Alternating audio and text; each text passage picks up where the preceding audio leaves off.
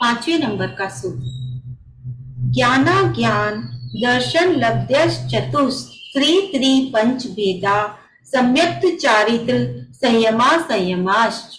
एक बार और देखेंगे, ज्ञाना ज्ञान दर्शन लब्ध्यश्चतुस्त्री त्रिपंच भेदा सम्यक्त चारित्र संयमा संयमाश्च। ठीक है, तो ये हमारा 5वां सूत्र है। हमारे जीव के असाधारण भाव की बात चल रही थी, 5 प्रकार के, और फिर उनके भी भेद। ठीक है, तो आज हम जो तीसरे नंबर का हमारा भाव है क्षयोपशमिक भाव, आज हम उसके भेदों को पढ़ेंगे। तो ये जो सूत्र है उसी के भेद कर रहा है, क्षयोपशमिक भाव के। कितने भेद? 18 भेद। ठीक है, 18 भेदों को करता हुआ ये हमारा 5वां सूत्र। ज्ञाना ज्ञान यानी कि ज्ञान, तो 4 प्रकार का ज्ञान यहाँ पर लिया गया है। ठीक है, मति, श्रुत, अवधि और मनाप्रिय। इस प्रकार से ज्ञान के यहाँ 4 भेद कर दिए। उसके बाद अज्ञान। ठीक है, तो 3 प्रकार का यहाँ पर क्या हो गया? हमारा अज्ञान हो गया। और उसके बाद दर्शन यानी कि 3 दर्शन यहाँ पर लिए हैं। लब्ध्यश लब्धि, 5 प्रकार की लब्धि यहाँ पर ली गई है। ठीक है, तो देखिए इसी को आगे जो त्रिपंच भेदा करा है, तो चतुर यानी कि 4, तो ज्ञान के 4 भेद कर दिए। आपको सूत्र में से ही अर्थ समझ में आ जाएगा। ज्ञान के 4 भेद कर दिए। उसके बाद त्रि यानी कि 3, तो जो अज्ञान है, ज्ञाना ज्ञान में से एक अज्ञान निकल गया है ना, तो उस अज्ञान के 3 भेद कर दिए। उसके बाद दर्शन, तो दर्शन के भी 3 भेद लिए हैं यहाँ पर। और लब्धि यानी कि प्राप्ति, लाभ, तो जो 5 प्रकार के जो अंतराय होते हैं, दान, लाभ, भोग, उपभोग और वीर्य, तो उन 5 को यहाँ पर लिया है, यानी कि पंचवेदा यानी कि 5 भेद। इस प्रकार से तो 4 + 3 + 3 + 5 यानी कि 15 भेद हो गए। और उसके बाद सम्यक चारित्र, सम्यक और चारित्र यानी कि क्षयोपशमक सम्यक और क्षयोपशमक चारित्र, इस प्रकार से एक एक किए। और एक संयमा संयम 3, तो इस प्रकार से 15 + 3 यानी कि 18 भेद हो जाते हैं हमारे किसके? क्षयोपशम भाव के हमारे 18 भेद हो जाते हैं। ठीक है, सूत्र में से ही देखिए सब कुछ निकल के आ रहा है, एक एक शब्द और उसके एक एक कितने कितने उसके भेद हैं, यह सब इसमें सूत्र में ही निकल के आ रहा है। ठीक है, तो अब हम इसको और थोड़ा सा विशेष रूप से समझेंगे इसी को। घातीय कर्म के क्षयोपशम से, देखिए जो शुरू के 4 घातीय कर्म होते हैं और 4 अघातीय, तो घातीय कर्म के क्षयोपशम से 18 क्षयोपशमिक भाव होते हैं। ज्ञानावरण कर्म के क्षयोपशम से 4, क्योंकि ज्ञान हो गया, और 4 क्षयोपशमिक ज्ञान, 3 क्षयोपशमिक अज्ञान भाव, और दर्शना 3 कौन से हो गए? कुमति, कुश्रुत और कुशास्त्र, ये 3 अज्ञान भाव हो गए। ठीक है, दर्शना वर्ण के क्षयोपशम से 3 दर्शन भाव, अंतराय के क्षयोपशम से 5 क्षयोपशम भाव, लब्ध्यारूप और मोहिनी कर्म के क्षयोपशम से क्षयोपशमिक सम्यक्त भाव और क्षयोपशमिक चारित्र भाव, और संयमा संयम के 3 भाव। इस प्रकार से ये कितने हो गए? ये 3 और वो 15, तो 18 भेद हो जाते हैं। ठीक है ना, तो ये समझ में आ गया सूत्र का। बिल्कुल मैंने हल्के से बताया, इसको डीपली मैंने कुछ नहीं बताया है। ठीक है ना, अब इसमें एक छोटा सा उदाहरण यहाँ पर और दिया हुआ है आचार्य जी ने, उसको भी समझ लेते हैं एक कहानी के माध्यम से। ठीक है, एक गडरिया था। एक बार उसको एक शेर का बच्चा मिल गया, जो कि तभी का नवजात शिशु था, यानी कि तभी वो पैदा हुआ था। ऐसे एक शेर का बच्चा उनको प्राप्त हो गया गडरिये को, तो वह उस शेर के बच्चे को अपने साथ लेकर आ जाते हैं। और क्योंकि गडरिया है तो किसको चराएगा? भेड़ बकरियों को। तो वो उस शेर के बच्चे को भी कहाँ रख लेता है? उन भेड़ बकरियों के साथ ही उसको भी पालन पोषण उनका शुरू कर देता है, बकरियों का ही दूध पिलाता है उनको। तो इस प्रकार से वो जो शेर का बच्चा था अपने आप को क्या समझने लग जाता है कि मैं इन्हीं की जाति का हूँ, इनके जैसा ही हूँ। एक दिन क्या होता है, जब वह पानी पीने जाता है तो अपने आप को, अपनी परछाई को देखकर वह यह समझता है कि मैं तो अलग हूँ, मैं तो इनके जैसा बिल्कुल भी दिखाई नहीं देता। इस प्रकार से वह सोचने लगता है कि जब मैं इनके जैसा नहीं हूँ तो मैं कौन हूँ। उसके मन में अब ये प्रश्न आ जाता है कि मैं हूँ कौन? मैं इनके जैसा तो बिल्कुल भी नहीं दिखता, भेड़ बकरियां अलग दिखती हैं और मैं बिल्कुल अलग दिखता हूँ, तो मैं हूँ कौन? इस प्रकार का प्रश्न उसके अंतरंग में चलता रहता है। एक दिन क्या होता है कि वह सब जब जंगल में होते हैं, भेड़ बकरियां और वह शेर का बच्चा, तो शेर की गर्जना सुनाई देती है, शेर की आवाज आती है। उस शेर की गर्जना से क्या होता है, वो सारी की सारी जो भेड़ बकरियां थी वो तो डर के भाग जाती हैं, और बचता कौन है? वो शेर का बच्चा बचता है। तो वो सोचता है कि इस आवाज से सारी भेड़ बकरियां चली गई, भाग गई, और जब वो शेर सामने आता है तो उसको वो अपने जैसा ही पाता है कि ये तो मेरे जैसा है, यानी कि मैं तो इस जाति का हूँ, जो ये शेर है इस जाति का हूँ, यानी कि जितनी भी भेड़ बकरियां थी वो क्या है, वो तो मुझसे डरनी चाहिए थी।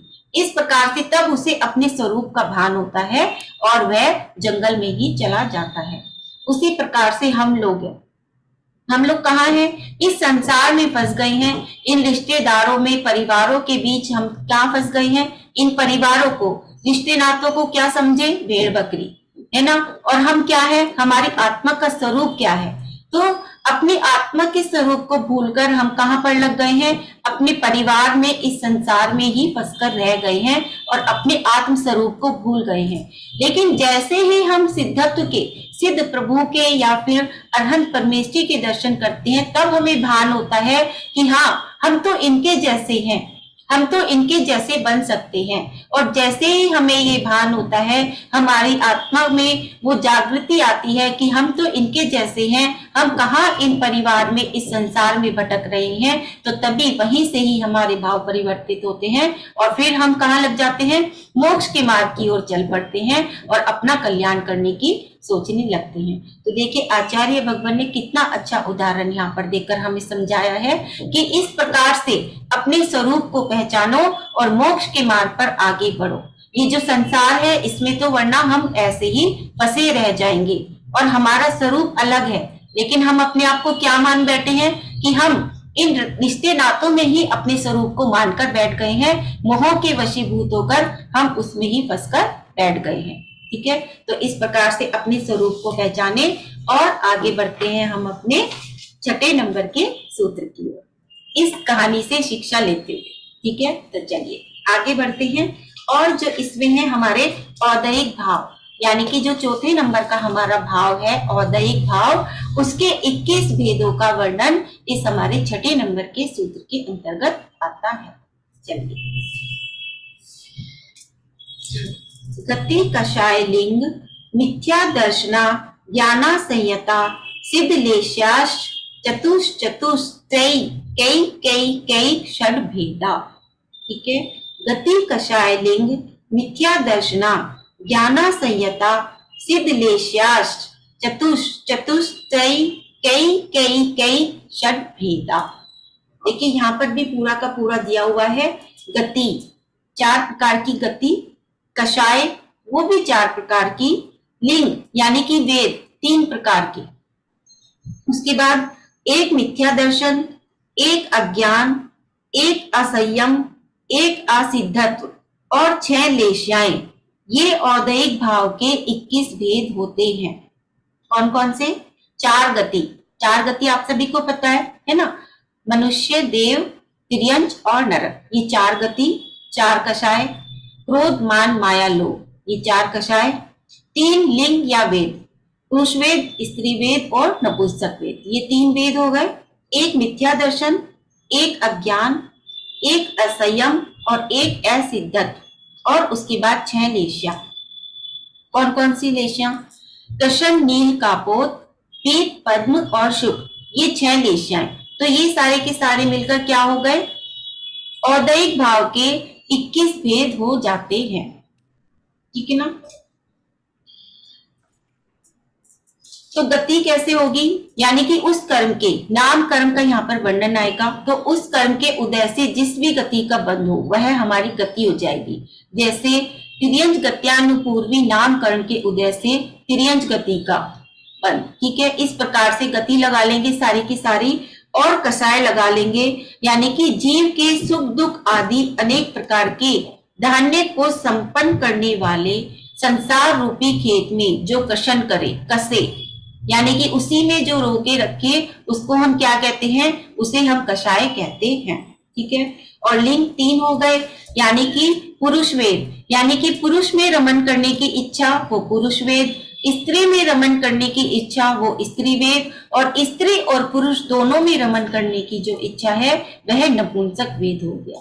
ठीक है। उसके बाद मिथ्या दर्शन, दर्शन मोहिनी कर्म और मिथ्यात्व के उदय से अतत्व में श्रद्धान, यानी कि जो हमारे 7 तत्व हैं उनमें विपरीत श्रद्धान, वह हमारा हो गया मिथ्या दर्शन। उसके बाद आता है अज्ञान भाव, केवल ज्ञानावरणी कर्म के उदय से पूर्ण पदार्थों का ज्ञान ना होने रूप भाव, ये अज्ञान है।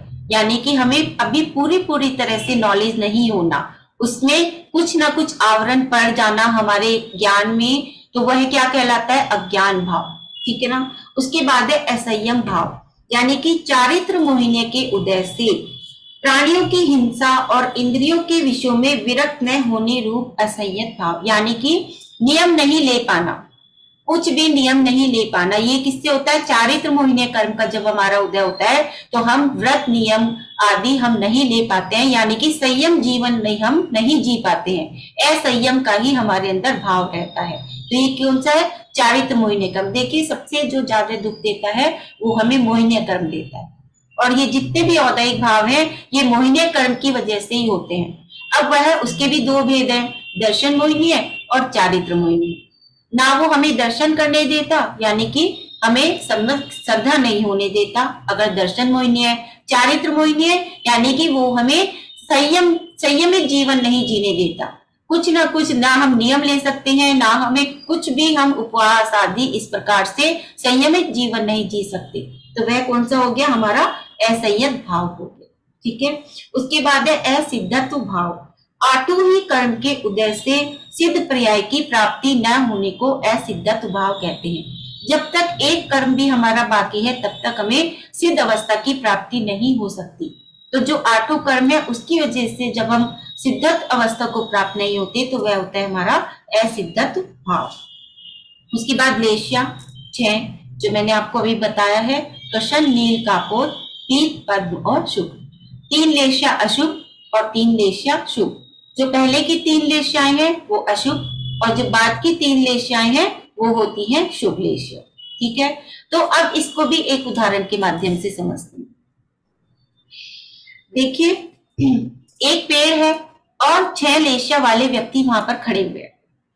उनके भाव बता रहे, क्योंकि हमारा भावों का वर्णन चल रहा है तो भाव ही बताएंगे कि उनके मन में कैसे कैसे भाव आते हैं, कौन सी लेश्या वाले के कैसे भाव होंगे। एक पेड़ है, अब वहां पर जो कृष्ण लेश्या वाला है वो चाहेगा कि मैं पूरे पेड़ को ही क्या कर दूं? काट दूं, पूरे पेड़ को ही उखाड़ के फेंक दूं। इस प्रकार के उसके भाव होंगे। उसके बाद जो नील वाला है उसके क्या भाव होंगे? कि मैं तने को काटूं। उसके बाद जो कापोत लेश्या वाला है उसके भाव आएंगे कि मैं शाखा को काट दूं। जो पीत वाला है वो क्या कहेगा? कि मैं एक टहनी को ही काट लूं। उसके बाद जो पद्म वाला है वो सोचेगा पेड़ को कुछ नहीं करता, मैं सिर्फ फल ले लेता हूँ, फल पर उसका ध्यान जाएगा। और जो शुक्ल लेश्या वाला है वो सोचेगा कि जब वो फल गिरकर पककर अपने आप ही गिर जाएंगे तब मैं उस गिरे हुए फल को ग्रहण करूं। तो देखिए एक ही पेड़ है और 6 व्यक्ति अलग अलग उनके कैसे कैसे भाव चल रहे हैं। कोई तो संपूर्ण रूप से उसको नष्ट करने की सोच रहा है कृष्ण वाला, और जो शुक्ल वाला है वो क्या सोच रहा है कि जब ये फल अपने आप से गिर जाएगा तब मैं उसको ग्रहण कर लूंगा। तो देखिए भावों का ही खेल होता है सारा का सारा। कैसे कैसे हमारे भाव होते हैं, अंतरंग से जो हमारे भाव होते हैं वही हमें पाप और पुण्य की ओर भी लेके जाते हैं। उन्हीं से ही हमारे पाप और पुण्य का घड़ा भरता है, जैसे जैसे हमारे अंतरंग के भाव होते हैं। ऊपर की क्रियाएं इतनी मायने नहीं रखती जितने हमारे अंतरंग के भाव हमारे मायने रखते हैं।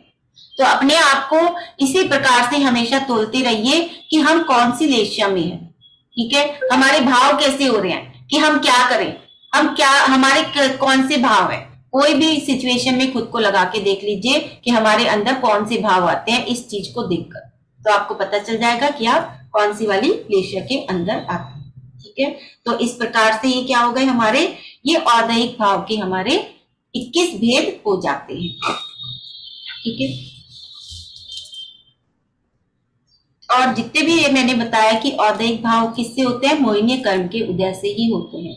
मोहिनी कर्म के 2 भेद मैंने आपको बता ही दिए। उसी से ये हमारे भाव होते हैं और इसी से ही हमारी आत्मा में भी मलिनता आती है। सिर्फ इन्हीं भावों की वजह से हमारी आत्मा में मलिनता आती है, हम उनको देख नहीं पाते, जो अंदर की स्वच्छ चीज है उसको हम देख नहीं पाते।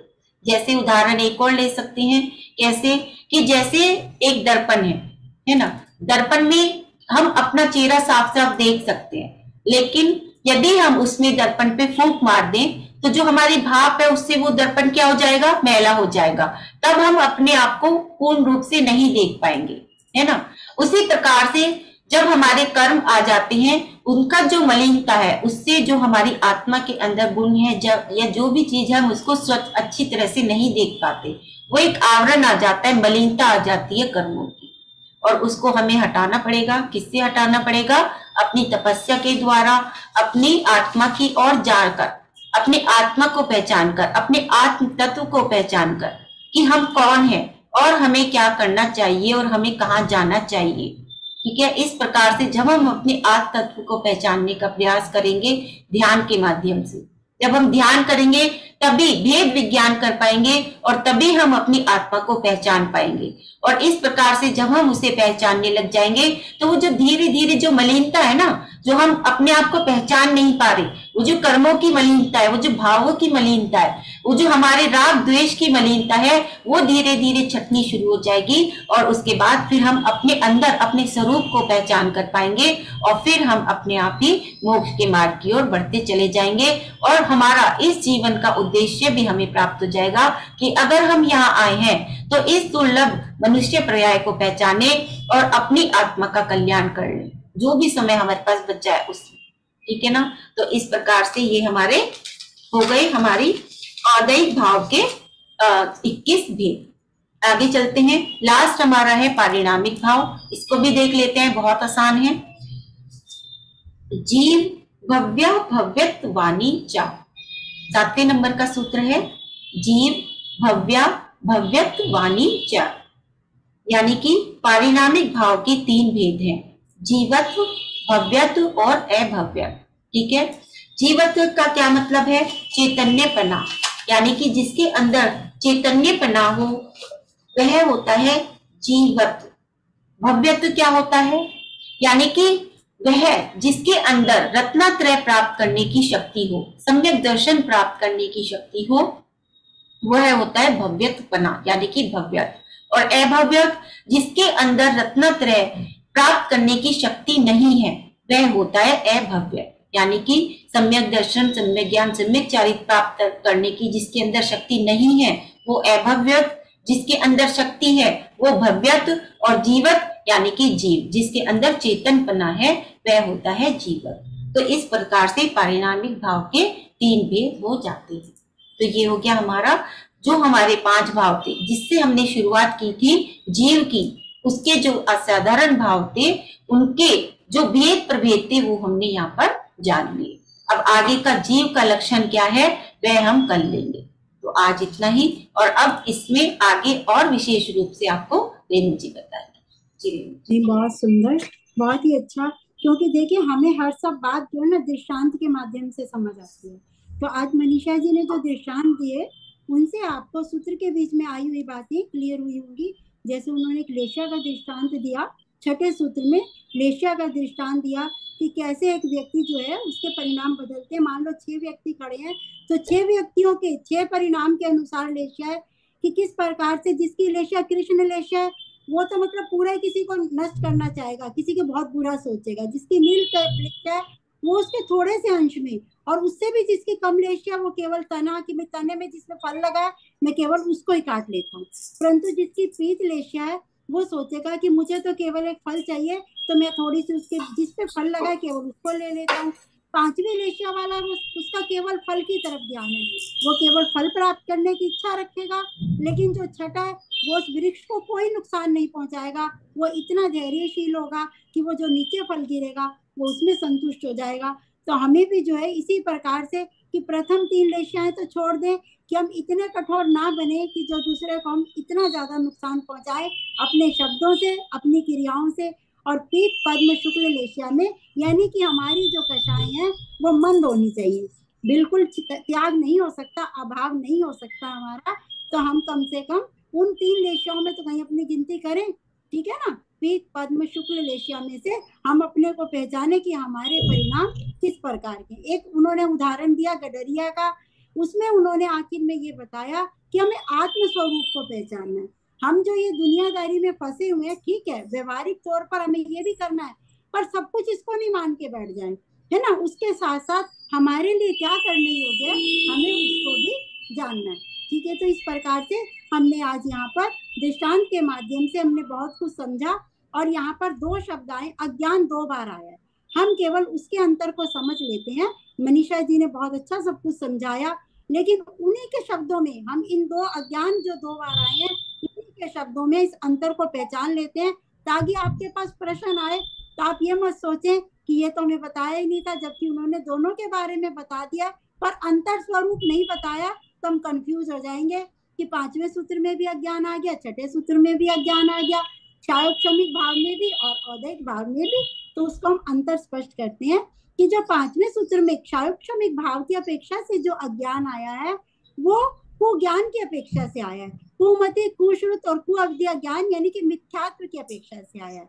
जो पहला जो अज्ञान शब्द आया है वो मिथ्यात्व की अपेक्षा से आया है, और जो औदैहिक भाव में अज्ञान शब्द आया है वो छद्मस्त अवस्था की अपेक्षा से आया है, कि पहले से 12वें गुण स्थान में जब तक पूर्ण ज्ञान प्रकट नहीं होता, केवल ज्ञान नहीं होता, तो वो भी अज्ञान अवस्था है, वो छद्मस्त अवस्था है। उस अपेक्षा से इसमें जैसा कि मनीषा जी ने बताया कि केवल ज्ञानावरणी के कारण ये प्रकट नहीं हो पाता, इसलिए ये अज्ञान अवस्था है। और जो 5वें में आया वो मिथ्यात्व की अपेक्षा से। तो हमें इसमें दोनों में अंतर समझना है कि 5वें सूत्र में जो कुज्ञान की अपेक्षा से, मिथ्यात्व की अपेक्षा से समझेंगे, और 6ठे उसमें सूत्र में हम जो है छद्मस्त अवस्था की अपेक्षा से उस ज्ञान को समझेंगे। बाकी सब कुछ आपने समझा है मनीषा जी के शब्दों में। तो इसको एक हमने आपके लिए प्रश्न तैयार कर दिया, ठीक है ना, कि हम कभी आपसे प्रश्न पूछेंगे तो आपको ये अंतर स्पष्ट करना होगा कि किस प्रकार से अज्ञान 2 सूत्रों में 2 बार आया है, एक ही शब्द 2 बार, लेकिन उसका अभिप्राय अलग अलग है, उसको समझना है। बाकी आपने सबने मनीषा जी के द्वारा समझा ही है, बहुत सुंदर उन्होंने हमें समझाया। बहुत बहुत धन्यवाद मनीषा जी का। बहुत अच्छी रेणु जी, विस्तार से समझाने के लिए। चलिए आगे चलते हैं, प्रश्न उत्तर लेते हैं। कौन पूछना चाहता है प्रश्न? मुझे प्रश्न उत्तर के बाद मुझे एक सूचना भी देनी है, तो फिर वो मैं सूचना भी दूंगी। ठीक है, तो पहले सूचना दे लो फिर प्रश्न पूछेंगे। सूचना दे लो पहले, फिर लोग चले जाएंगे आधे तो। अच्छा, मैं आप सबको एक सूचना ये देना चाहती थी कि हम लोग 10 तारीख से एक एस्ट्रोलॉजी की क्लास लेके आ रहे हैं, जिसमें हम लोग आप लोगों को क्या क्या ग्रह होते हैं हमारे, उनके कौन कौन सी राशि उच्च में होती है, कौन सी नीच में होती है, एस्ट्रोलॉजी क्या होती है। दूसरा, हम जितने भी घर हैं, पहला घर किस चीज का होता है, दूसरा घर किस चीज का होता है, सारे 12 के 12 घर आपको समझाए जाएंगे। उसके साथ ही साथ अगर सूर्य पहले घर में है तो उसका क्या प्रभाव है, दूसरे घर में क्या है, ऐसे 9 के 9 ग्रह आपको सब घर में उसमें समझाए जाएंगे। और सबसे लास्ट स्पेशलिटी जो रहेगी इसकी, वो ये रहेगी, इसमें आपको एक मेथड सिखाया जाएगा, कांकनी मेथड। कांकनी मेथड वो चीज होती है जो बहुत शॉर्ट में आपको ये समझाया जाएगा कि आपको सपोज आपके बेटे का इंटरव्यू में कहीं 2 जगह में नाम आया है, या बेटी का 2 जगह में नाम आया है, एक आया पुणे, एक आया बॉम्बे, तो आप अपने बच्चे के अनुसार, उसकी राशि के अनुसार उसके लिए कौन सा शहर सबसे सुटेबल रहेगा, वो शहर आप कांकनी मेथड से, घर के अनुसार घर के लिए भी ले सकते हैं। कहीं जगह आप जा रहे हो, ट्रांसफर ले रहे हो, तो उसमें भी वो आपको, जहाँ पे 2 ऑप्शन है और आपको नहीं समझ में आ रहा कि आप कहाँ जाएं, तो कांकनी मेथड आपको बहुत उस चीज में हेल्प करेगा कि आप किस जगह जाना आपके लिए सबसे बेस्ट होगा। तो ये हम लोग उसमें सिखाएंगे। तो जो भी इसका इच्छुक हो, आना चाहे, तो वो मनीषा मासी से संपर्क कर ले, तो हम आपको उस ग्रुप में ज्वाइन कर ले। बस मुझे यही आप लोगों को एक सूचना देनी थी। बहुत अच्छी सूचना। मतलब प्रिंसी जी सबको अपने जैसा बनाना चाहती है, उनके ऐसे भाव हैं कि जैसे वो एस्ट्रोलॉजर हैं, हमारे ग्रुप के सभी एस्ट्रोलॉजर हो, तो उनके भाव की हम अनुमोदना करते हैं, उनके भावों का स्वागत करते हैं। और सभी आपकी उनकी सूचना को सुना है, तो आप उनकी सूचना की तरफ गौर करिए, और जो भी इस लाइन में आना चाहे तो उनका स्वागत है। बहुत सुंदर। बिल्कुल, और मैसेज मुझे भी कर सकते हो, प्रिंसी को भी कर सकते हैं, ऐसी बात नहीं है कि मुझे ही मैसेज करना है, ग्रुप में मैं ही ऐड कर पाऊंगी क्योंकि ग्रुप मैंने बनाया है, तो इसीलिए उसने कहा है कि मेरे पास मैसेज करें, वरना तो आप प्रिंसी के पास भी मैसेज कर सकते हैं, ठीक है ना। नीलम जी, मुश्किल से 8 से 10 दिन का हम रखेंगे, क्योंकि ये है तो ये हमने मतलब 8 से 10 दिन का रखा है कोर्स। उसमें आपको सब चीजें हम समझाएंगे, और ये चीज हम पहले ही बताते हैं कि थोड़ी सी स्टडी भी होती है। अब आप लोग चीज करो, जैसे तत्वार्थ सूत्र भी हम लोग पढ़ रहे हैं, तो जब हम उसे पढ़ते हैं तो उस यहाँ समझने के बाद एक बार उसको खुद से भी पढ़ना चाहिए, स्वयं स्वाध्याय भी करना चाहिए, ताकि हम उसको दोबारा रिमाइंड कर सकें एक बार पढ़ने के बाद। तो पढ़ने में भी उस चीज की वैल्यू बढ़ती है। मेरा कहने का है, जो भी चीज आप पढ़ो, चाहे वो तत्वार्थ सूत्र पढ़ो, चाहे भक्तांबर जी पढ़ो, चाहे कोई भी चीज पढ़ रहे हो, यहाँ पढ़ने के बाद इसे एक बार अपने आप ही रिवाइज करना चाहिए, खुद से भी पढ़ना चाहिए। बिल्कुल, और पीडीएफ भी दी जाएगी, तो पीडीएफ के माध्यम से भी आप अपनी और ज्यादा जानकारियां उसमें हासिल कर सकते हैं। हाँ मेघा। मैं ये पूछना चाह रही थी कि अगर मतलब हमारे परिवार में किसी को जो ये लॉन्ग टर्म बीमारियां होती हैं, जैसे शुगर वगैरह, डायबिटीज वगैरह होती है, तो उसके लिए हम क्या उपाय कर सकते हैं? वो तो जैसे हमारे तो वैसे तो भक्तांबर जी में होते हैं, उनके लिए जापे होती हैं। जैसे हम अगर आप करें तो शुगर के लिए तो जाप हाँ। होती। हाँ, तो हम उसके लिए स्पेशली जैसे अगर वो है तो हम जाप बताते हैं, लेकिन आप जैसे अपना कोई भी मंत्र है, आप पानी को हमेशा अभिमंत्रित करके अगर आप पिलाते हो, तो वो मंत्र कहीं ना कहीं आपके शरीर में वो फल देता है। तो जैसे आप उसके लिए और लेकिन जैसे हमारे उसमें सिखाया गया है, मनीषा मासी ने भी सिखाया है कि जल हमेशा प्रासुक होना चाहिए। प्रासुक यानी हल्का गर्म, कांच के गिलास में आप उसको जल को रखोगे, और कोशिश करो उसके अंदर इलायची, हरे रंग की इलायची खोल के आप उसके अंदर पानी में डाल के, तब आप उस पानी को अगर पढ़ के, यानी पढ़ के आपका जो भी जिस मंत्र में आपकी श्रद्धा है वो मंत्र पढ़ के अगर आप उस व्यक्ति को दोगे, तो उसके शरीर में उसकी ऊर्जा बनेगी। बीमारी तो देखो दवाई से ही जाएगी, लेकिन उस चीज से उसको लड़ने की क्षमता मिल जाएगी।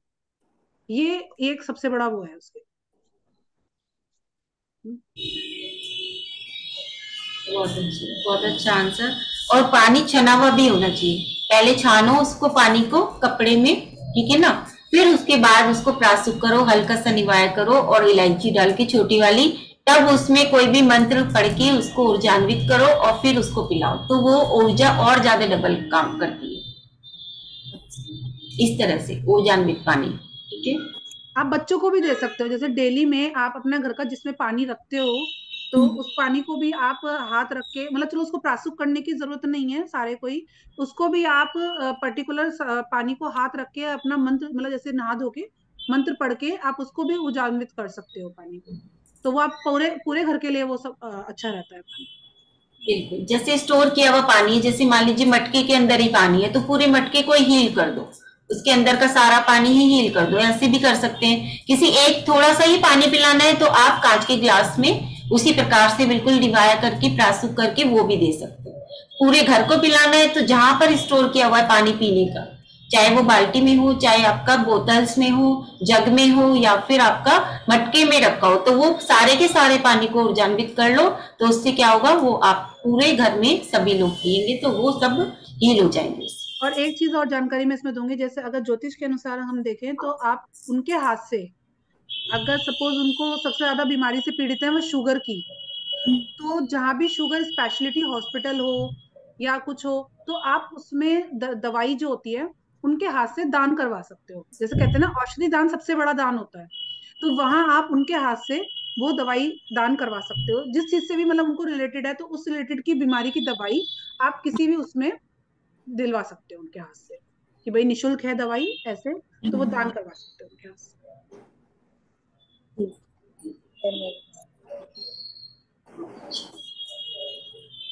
बहुत अच्छी जानकारी। और कुछ मेघा? नहीं, थैंक यू। स्वाति जी। जय जिनेन्द्र दीदी। जय जिनेन्द्र। जी, आपने बोला मटके में पानी रखते, लेकिन वो मंत्रत्वित पानी से अगर अपन ने हाथ वगैरह धोए तो चलते कि फिर भोजन के बाद? नहीं नहीं, हाथ वगैरह क्यों धोने, मैंने पीने का पानी का है, मटके के अंदर तो पीने का पानी होता है।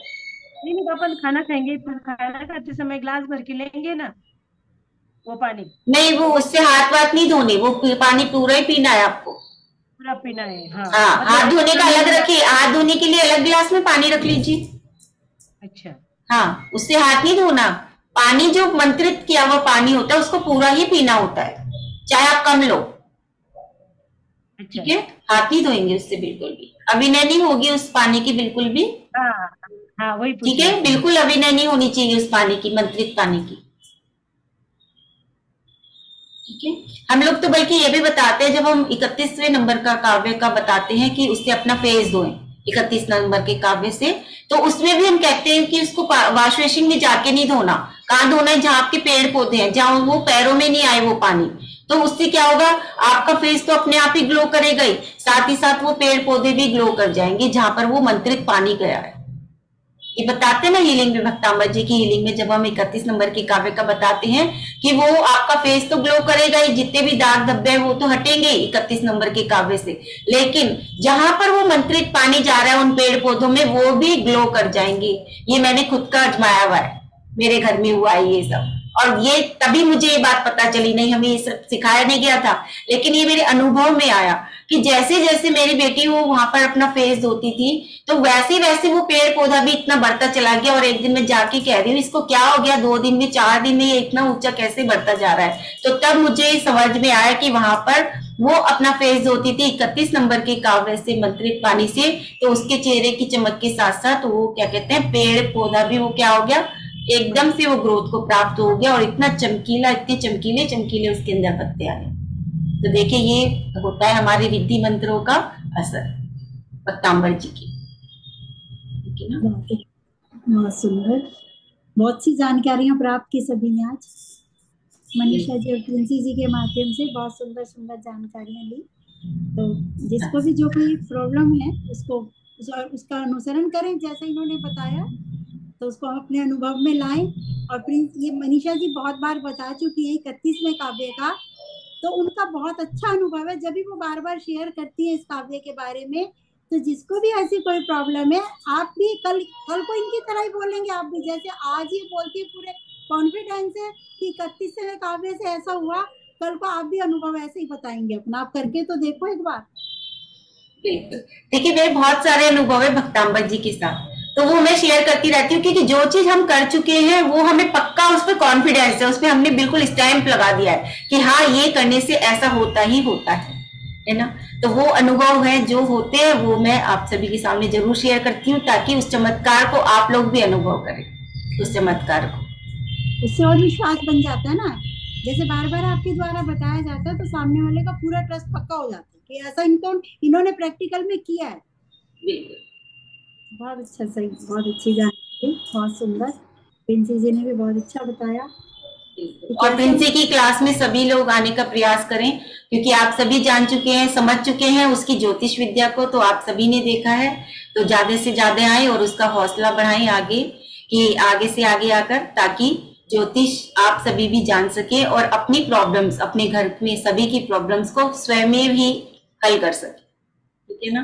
तो उसका हौसला बढ़ाएं और ज्यादा से ज्यादा संख्या में उसकी क्लास में आने का प्रयास करें सभी।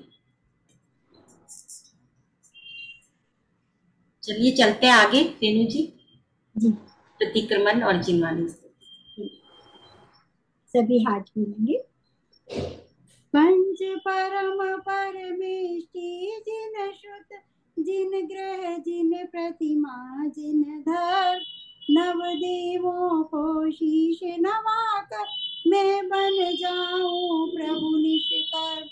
राग द्वेष की परिणति से मैं प्रतिपल संतप्त रहा, उन सब को मैं त्यागूं प्रभुवर ऐसी भावना बना रहा। अब तक दोष किए जो मैं प्रतिक्रमण में करता हूँ, वे सब मेरे मिथ्या हूँ ऐसी भावना भरता हूँ। मोक्षोभ से बनूं मैं, सम्यक चारित्र प्राप्त करूं, रत्नात्रय की मुक्ति शिला पर साधि अनंत निवास करूं, रत्नात्रय की मुक्ति शिला पर साधि अनंत निवास करूं। जिनवाणी अमृत रसार रसिया वो जी सुनवा, जिनवाणी अमृत रसा रसिया वो जी सुनेवा। पांच भाव का ज्ञान करावे, सिद्धत्व का रहस्य बतावे, मोक्ष शास्त्र है मान रसिया वो जी सुनेवा। तत्वार्थ ग्रंथ है मान रसिया वो जी सुनेवा। जिनवाणी अमृत रसार रसिया वो जी सुनेवा। सभी लोग नमस्कार।